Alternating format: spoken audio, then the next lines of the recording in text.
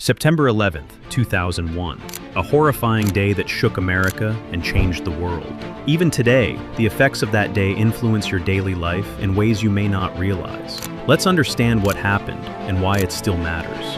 It was the morning of September 11th. American Airlines Flight 11 took off from Boston heading to Los Angeles, with 92 people on board. About 15 minutes after takeoff, 5 hijackers, led by Mohammed Atta, overpowered the passengers and forced their way into the cockpit. Atta, who had pilot training, took control of the plane.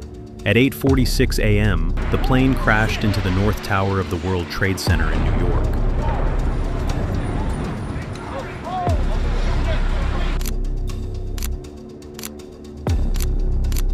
The World Trade Center was a monumental historic building in America then, and at one point, they were the tallest building in the world. It was the pride of New York. The hijackers crashed the plane into the North Tower of the World Trade Center. Only 17 minutes later, it comes to be known the United Airlines Flight 175 had also been hijacked by 5 hijackers. Once again, the hijackers overpowered the pilots and take away the control of the plane.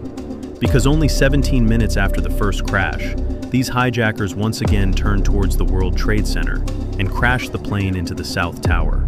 The world now realized that America was under a coordinated terrorist attack. At that moment, U.S. President George W. Bush was visiting a school in Florida. Yes, kite. Get ready. Yes, kitten. While he sat in a classroom with second-grade students during a reading exercise called The Pet Goat, his chief of staff whispered in his ear, "America is under attack." Despite the news, Bush remained in the classroom for several minutes before addressing the nation. Later, this moment became widely criticized. Soon after, the situation escalated further. A few minutes after the second plane crash, the news of 2 more planes being hijacked comes in. One was the American Airlines Flight 77. It had taken off from Washington's International Airport. This flight was headed to Los Angeles, and it was also carrying 5 hijackers. The second flight was United Airlines Flight 93, the flight going from New Jersey to California. Apparently, it had 4 hijackers. Both flights were rerouted to Washington, D.C. Washington, D.C. is the capital of the United States of America. On the outskirts of Washington, D.C. is the headquarters of the U.S. Department of Defense. It is called the Pentagon. The Pentagon is an iconic building too. Hijackers turned Flight 77 towards this, and Flight 77 was crashed into the Pentagon building. At this point in time, after the third crash, the entire airspace of the United States was shut down.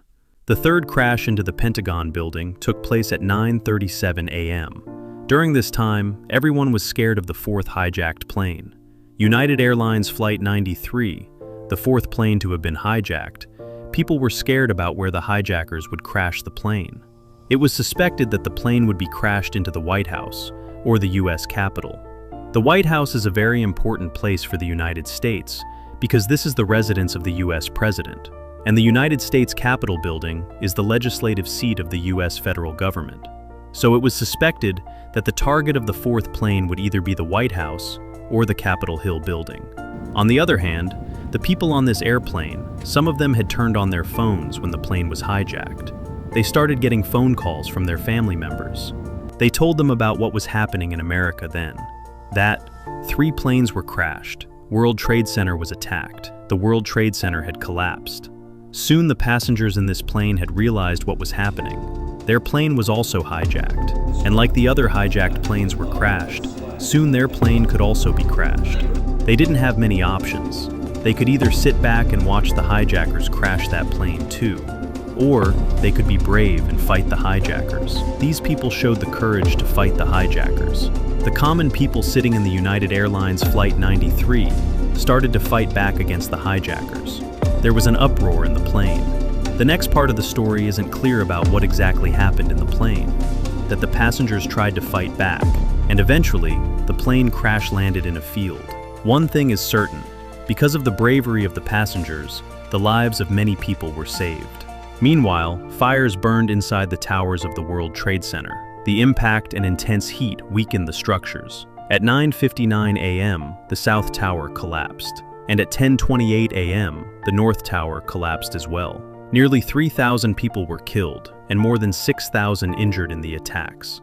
Soon, investigations revealed that the terrorist group Al-Qaeda, led by Osama bin Laden, was responsible for the attacks. Although he initially denied involvement, he later acknowledged it in a recorded message.